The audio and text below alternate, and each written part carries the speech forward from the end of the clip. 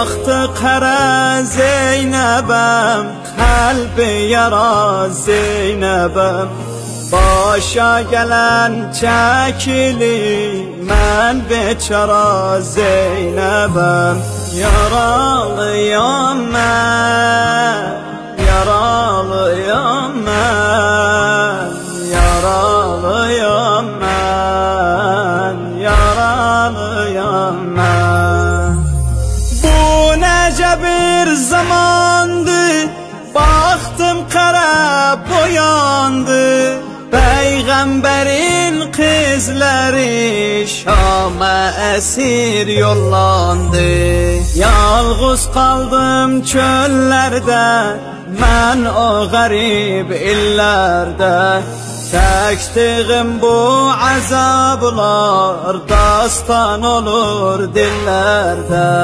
Yaralıyam mən, yaralıyam mən, yaralıyam mən, yaralıyam mən.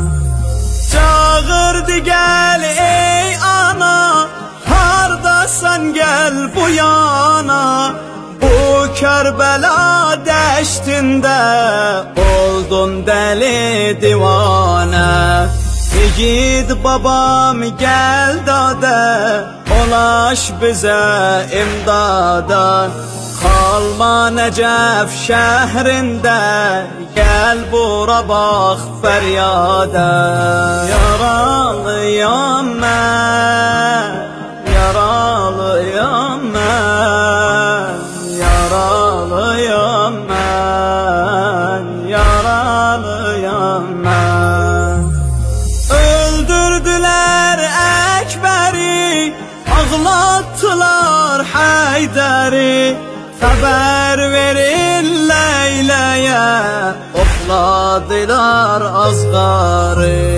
Qasim toyuya soldu, Nefiğan'a ses oldu. Şehit oldu Qasim'de, nenesi bir kös oldu. Yaralıyam mən, yaralıyam mən, yaralıyam mən, yaralıyam mən. Öldürdüler Abbas'ı, yere düştü livası. Harab oldu o günden ehli beytin yuvası. Ey muhibler ağlayın, başa kara bağlayın. Kıyamet haşr olunca gözyaşını çağlayın. Yaralıyam mən, yaralıyam mən, yaralıyam mən, yaralıyam mən. Hüseyin düşübdü yere, asman kara yer kara. Müslümanlar durmayın, haber verin Haydar'a. Şah Hüseyin'i kestiler, kösküne tan bastılar. Yazık kesik başını, ok üstünde astılar. Yaralı